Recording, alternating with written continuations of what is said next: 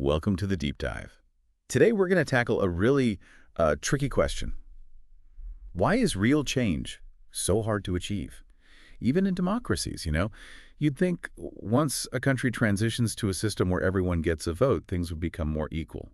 But as we'll see, it's not quite that simple. It really is. It's kind of like trying to steer a giant ship, Even if you change the captain, it doesn't just immediately change course. There's a lot of inertia built into the system. Exactly. That's what we're going to explore today. We're diving deep into this 2006 research paper by a couple of economists, Daron Acemoglu and James A. Robinson. Yeah. It's called Persistence of Power, Elites and Institutions.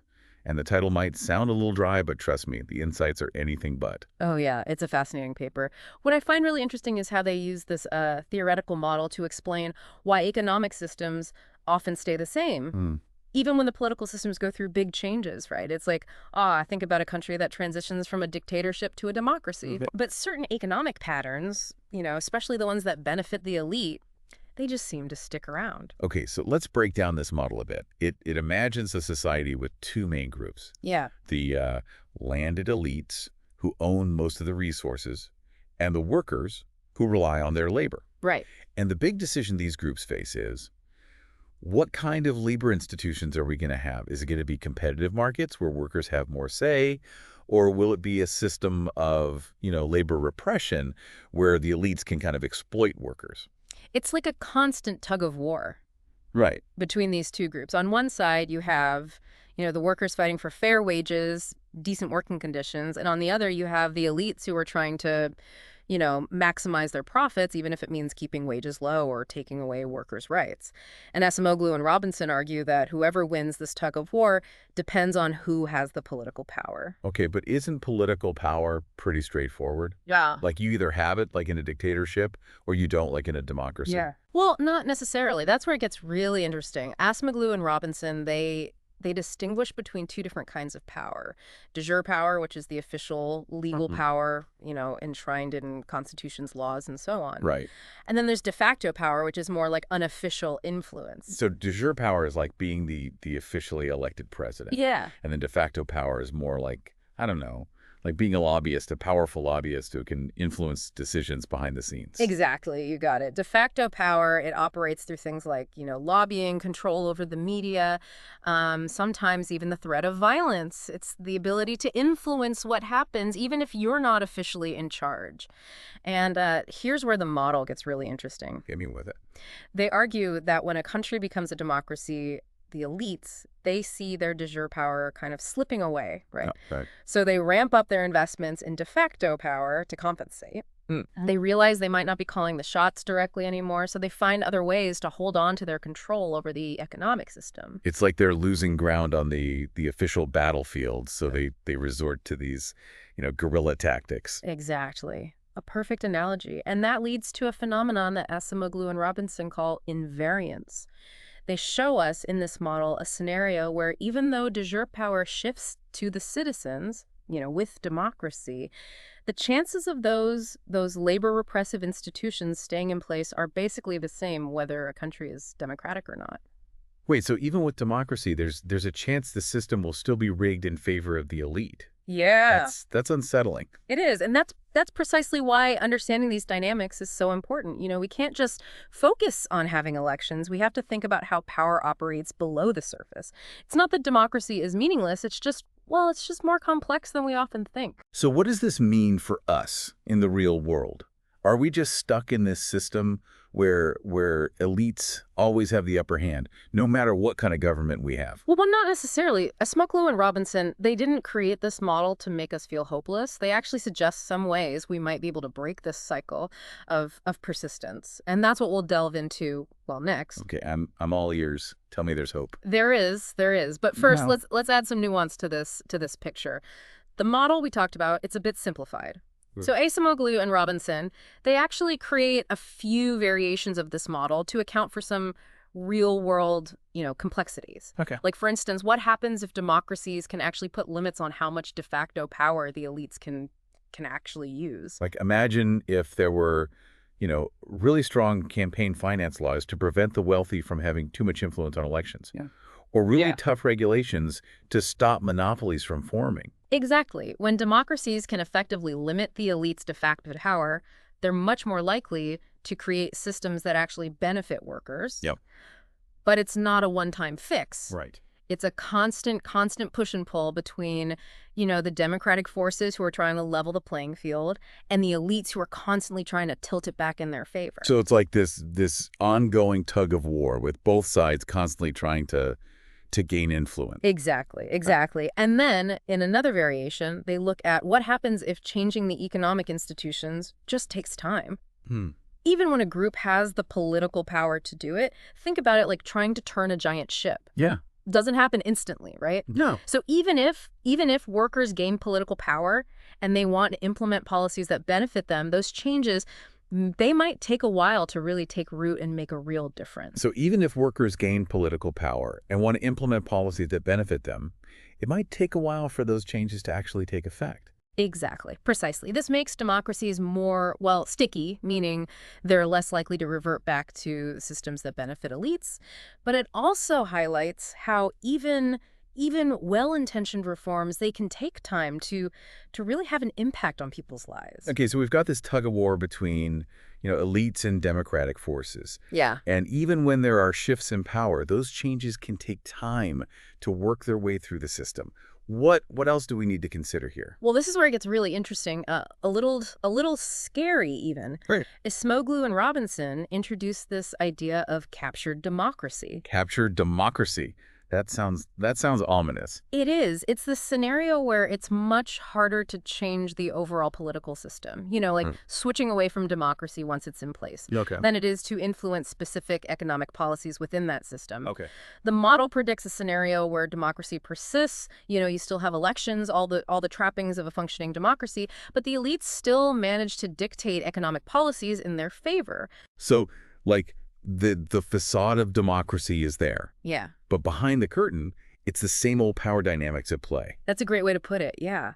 Think about how this could actually look in the real world, right? Yeah. You could have a country that looks democratic on paper, but where wealth inequality just keeps growing, workers' rights are eroded, social mobility stagnates, and all because the elites have figured out how to work the system to their advantage. That's a pretty sobering thought. But before we go down a rabbit hole of despair here, you mentioned that Ekamoglu and Robinson offer some potential solutions to this. They do. So tell me more about that. Absolutely. They paint a bit of a bleak picture, but they do offer some strategies for pushing back against these tendencies, and creating systems that are truly equitable. And that's what we'll dive into next. All right, so let's start with the U.S. South after the Civil War. You had this massive legal and political shift, right? With the abolition of slavery, granting voting rights to black men, it looked like this huge step towards equality. Yeah, you'd think that would have, really fundamentally changed the power dynamics. But history kind of tells a different story, right? Yeah, exactly. And this is where the concept of de facto power really comes in. The Southern elite, they lost the war. They lost their official power to, enslave people. But they still had a lot of economic and social influence. Right.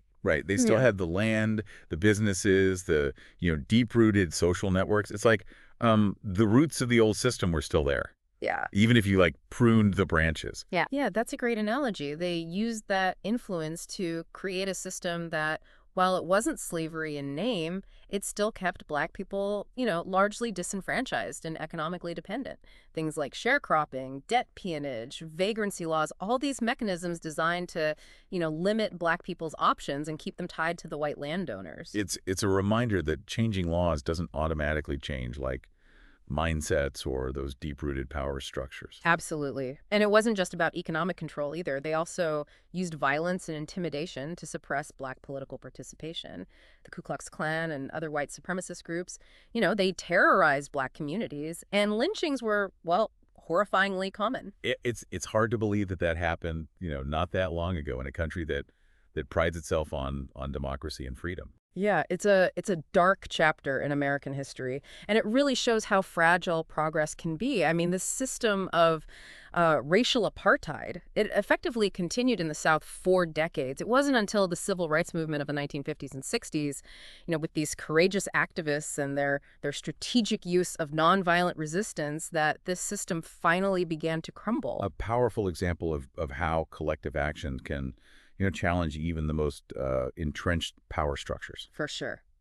Now let's shift gears to Latin America. We see similar patterns of elite persistence here, although it often plays out through different mechanisms. One key factor has been the concentration of land ownership, a legacy of colonial rule, right, in many countries. So a small elite holding on to these vast estates, while the majority of the population struggles to make ends meet. Exactly. And this landowning elite, they've often used their wealth and influence to just dominate politics, even in nominally democratic systems. Think about countries like Chile, where for decades a small group of families, they controlled the economy and the political parties. So even with elections, the same elite kind of kept calling the shots.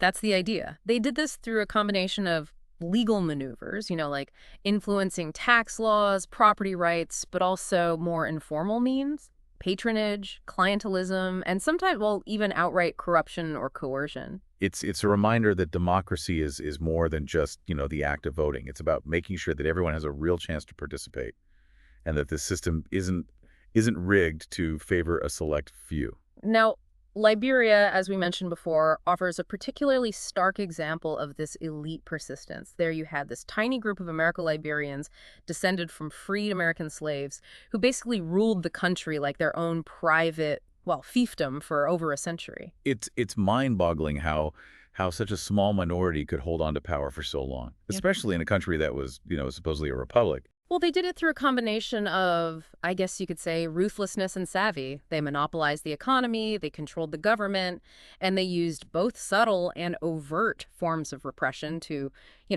keep the indigenous population in check. A truly captured democracy, if you can even call it that. It sounds more like an oligarchy, dressed up in democratic clothing. Yeah, you could say that. Wow. And the consequences for Liberia, they were devastating. Widespread poverty, rampant corruption, and eventually a series of brutal civil wars. It's a tragic example of how concentrated power can, well, corrupt and destabilize a nation. So after hearing all these examples, it's easy to feel a bit, disheartened.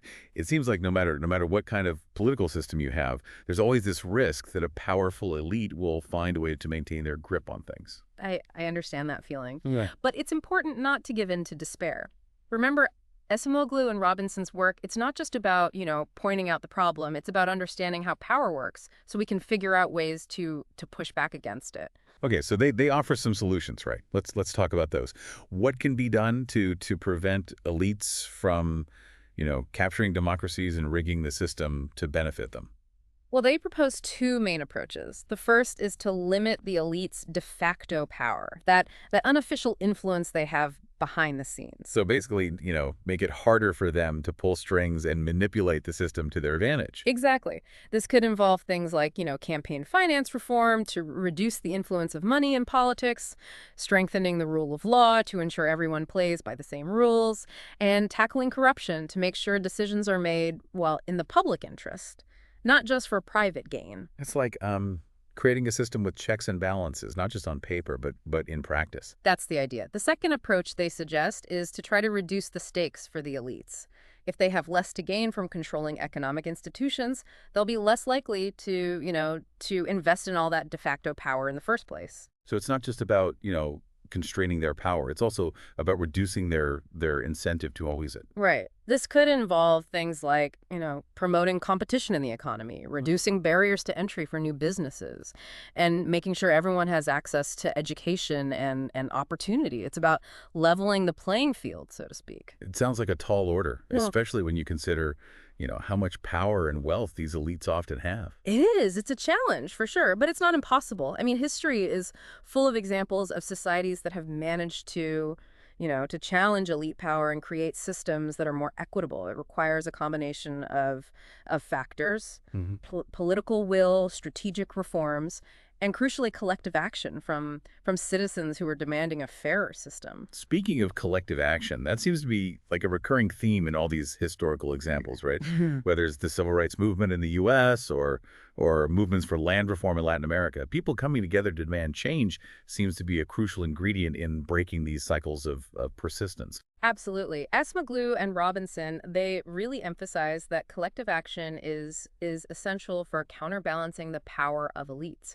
When people organize and mobilize, they create a force that's strong enough to challenge the status quo and demand, a more just and equitable system. It's like that old saying, the people united will never be defeated. Exactly. But collective action, it's not always easy. There's often what we call a collective action problem, where individuals might be hesitant to participate because they think, what difference can I make, or is it worth the risk? It's that why bother, someone else will do it Yeah. mentality. Right, right. But Esmaglu and Robinson, they point out that there are things that can help to overcome this collective action problem. One is having a strong shared sense of identity and purpose. When people feel like they're part of something larger, with a common goal, they're more likely to be willing to take risks and make sacrifices. So building solidarity and a sense of community is really, really crucial. Exactly. Another key factor is having effective leadership, someone who can articulate a clear vision, mobilize resources, and inspire people to action. It's about having someone who can, rally the troops and give them a sense of direction. And finally, access to information and communication networks is essential. When people are informed about the issues and can connect with like-minded individuals, they're much more likely to overcome that individual hesitation and join the collective effort. It's about breaking down those barriers to communication and coordination. And thankfully, in today's world, in the digital age, we have more tools than ever before to facilitate communication and coordination. Social media, online forums, these digital platforms, they can all help people connect with each other, share information, and organize collective action. So while the challenges are real, there's also reason to be hopeful. We have the tools, and if we can find that collective will, we can create a more just and equitable future. Now, before we wrap up our discussion of Esmoglu and Robinson's work, I want to revisit one more thought-provoking concept they introduce, this idea of captured democracy. Yes, let's unpack that a bit more. It's a pretty unsettling concept to think about, especially in societies that consider themselves democratic. It is. It basically describes a situation where a country might have all the outward appearances of a democracy, right? Yeah. Elections, political parties, a constitution. Right. But the real power still lies in the hands of a small elite group. It's like a democracy in name only, like a facade that conceals the true power dynamics. Exactly. And they argue that this can happen for a number of reasons. One is that elites can just use their wealth and influence to manipulate the electoral system. They can buy votes, they can influence media coverage, and sometimes they even resort to violence or intimidation to make sure that the outcomes favor their interests. So they're rigging the game in their favor, even if it looks like there's a level playing field. Exactly. They can also use their control over key institutions, the judiciary, the bureaucracy, the security forces, to protect their interests and suppress any dissent or opposition. It's about controlling the levers of power that shape the rules of the game, not just participating in the game itself. Right. And captured democracies, they can be very difficult to reform because the elites have so much power and so much incentive to maintain the status quo. They've created a system that works for them, and they'll do everything in their power to prevent any changes that might threaten their position. It's a vicious cycle. Yeah. And it's disheartening to think about how many people around the world might be living in societies that look democratic on the surface, but are actually captured by a powerful elite. It's a serious problem, and it's something we need to be vigilant about. Even in countries with long-standing democratic traditions, Acemoglu and Robinson argue that one of the key factors in preventing captured democracy is the emergence of a strong civil society, one that's independent of elite control. So having groups and organizations that can act as watchdogs, holding the powerful accountable and advocating for the interests of ordinary citizens. Exactly. A vibrant civil society can play a crucial role in monitoring elections, exposing corruption, and mobilizing public opinion against elite capture. It's about having a countervailing force to the power of the elite, a force that comes from the grassroots and represents the interests of the many, not the few. Right. And they also emphasize the importance of international pressure and support for democratic reforms. Sometimes external pressure from other countries, international organizations, or even, global public opinion, it can help to nudge elites in the direction of greater democracy and accountability. So it's not just about what happens within a country, it's about the global context as well. Exactly. The fight for democracy and justice, it's a global one. Yeah. And we need to support each other's efforts to create more equitable and accountable systems, all around the world. Okay, so we've explored these theoretical concepts of power, elites, institutions. Now, I'm curious to see how Esamoglu and Robinson apply these ideas to specific historical examples. Let's dive into some of those cases and see how this all plays out in the real world. All right, let's get into some specifics. See how these power dynamics actually play out in the real world. We've touched on a few examples already, but let's revisit them with this idea of persistence of power in mind. Like the US South, after the Civil War, you had this massive change in de jure power, right? Yeah. Abolition of slavery, granting voting rights to black men. On paper, it was like this huge victory for equality. Hey, a huge legal and political victory for sure, but it didn't exactly lead to immediate social or economic equality. Exactly. And that's where the concept of de facto power comes in. The Southern elite, they might have lost the war and lost their legal right to enslave people, but they still had a lot of, economic and social clout. They still owned the land, controlled the businesses, had those deep-rooted social networks. It's like the roots of the old system were still there, even if you chopped off some branches. So even though the laws changed, the underlying power structure stayed pretty much the same. Exactly. They used that influence to create systems that, while not officially slavery, still kept black people largely disenfranchised and economically dependent. Things like sharecropping, debt peonage, vagrancy laws, all these ways to limit black people's options and keep them tied to, those white landowners. It's like a real reminder that just changing laws doesn't automatically change people's mindsets or those deeply ingrained power structures. No, it doesn't. And it wasn't just about economic control either. They also used violence and intimidation, right, to suppress black political participation. You had the Ku Klux Klan and other white supremacist groups terrorizing black communities, making it incredibly dangerous for them to exercise their newfound rights. It's a dark chapter in American history. Yeah. It shows how fragile progress can be. It really is. And the system, this racial apartheid, it went on for decades in the South. It wasn't until the Civil Rights Movement, in the 50s and 60s, with those incredibly courageous activists and their strategic use of nonviolent resistance, that this system finally started to crumble. Really a testament to the power of collective action to challenge even the most, deeply entrenched systems. Absolutely. Now, switching gears a bit, let's look at Latin America. We see some similar patterns there, though the specifics are often different. A big factor has been this concentration of land ownership, a legacy of colonial rule in a lot of these countries. Right, so you have this small elite holding on to vast amounts of land while most of the population struggles to get by. Exactly. And this landowning elite, they've often used their wealth and influence to just dominate politics, even in countries with, democratic elections. Take a country like Chile, for example. For decades, a small handful of families that controlled the economy, the political parties, everything. So even though people could vote, it was the same elite calling the shots. That's it. They did it through a mix of tactics. Influencing tax laws, controlling property rights, using patronage networks, sometimes even resorting to, well, corruption or even outright violence to stay in power. It really highlights how just having elections isn't enough.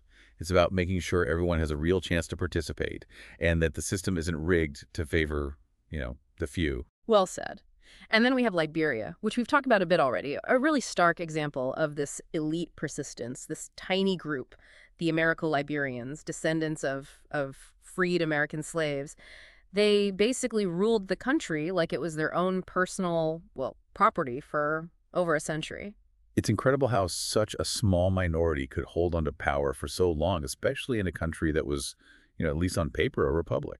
They did it through, I guess you could say, a mix of ruthlessness and shrewdness. They monopolized the economy, controlled the government, used both subtle and very overt forms of repression to keep the indigenous population in check. A true example of a captured democracy, if you Yeah. can even call it that. It's more like an oligarchy with a thin veneer of democracy. Yeah, I think that's a fair assessment. And the consequences for Liberia were, well, devastating. Widespread poverty, rampant corruption, and eventually a series of brutal civil wars. It really shows how dangerous concentrated power can be, how it can corrupt and destabilize a nation. So listening to all these examples, it's easy to feel kind of discouraged. It seems like no matter what kind of political system you have, there's always this risk that the elites will find a way to rig the game in their favor. It makes you wonder if real equality is even possible. I get it. It's easy to feel that way. But I think Acemoglu and Robinson's work, it's not about making us feel hopeless. It's about understanding how power works so we can figure out how to challenge it, Yeah. to push back. So what are some of the big takeaways here? What can we do as individuals, as societies, to stop elites from capturing our democracies, to create systems that actually work for everybody? They offer some concrete suggestions. Remember those two main approaches we talked about. First, finding ways to limit the elite's de facto power, that unofficial influence they wield. Right. So making it harder for them to, manipulate the system and pull strings behind the scenes. Exactly. This could mean things like campaign finance reform to reduce the influence of money in politics, strengthening the rule of law, making sure everyone's playing by the same rules, and tackling corruption, making sure decisions are made for the public good, not just to benefit a few. It's about creating a system where those checks and balances actually function, not just exist on paper. And the second approach, if I remember right, was about reducing the incentive for elites to misuse their power. Right. Promoting competition in the economy, making it easier for new businesses to start up, making sure everyone has access to a good education, real opportunities, leveling the playing field, so to speak, so your background doesn't determine your destiny. That's a big task, Yeah. especially when you think about how entrenched those power dynamics are. It's a challenge, no doubt. But it's not impossible. We have examples throughout history of societies that have challenged elite power and built more equitable systems. It takes political will, strategic reforms, and, maybe most importantly, people coming together and demanding a better system. That brings us back to collective action, right? It's been so central to those historical examples. The civil rights movement, the movements for land reform, labor movements fighting for workers' rights. When people organize and say, enough is enough, they can force real change. Absolutely. That's a key point Acemoglu and Robinson make. Collective action is essential to counterbalancing the power of elites.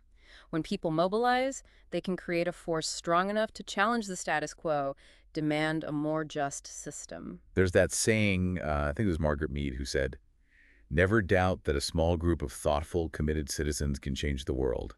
Indeed, it's the only thing that ever has. I love that quote. It's so true. It's not always easy to overcome those individual barriers to collective action, the fear, the apathy, feeling like your voice doesn't matter. But when we find common ground, when we join forces, we can achieve incredible things. So as we wrap up this deep dive into the persistence of power, what's the message you want to leave our listeners with? I want them to remember this. Power isn't some fixed, unchanging force. It's constantly being negotiated, contested, reshaped. And while it can be used to maintain inequality, it can also be a tool for creating a more just and balanced world. It all comes down to how we choose to use it, both individually and together. It's a good reminder that we all have a part to play in building the world we want to live in. We can't just sit back and watch. We have to stay informed, get involved, and never stop fighting for a more just and equitable future. Couldn't have said it better myself. So keep questioning, keep challenging, and keep pushing for that better world. Until next time, keep diving deep.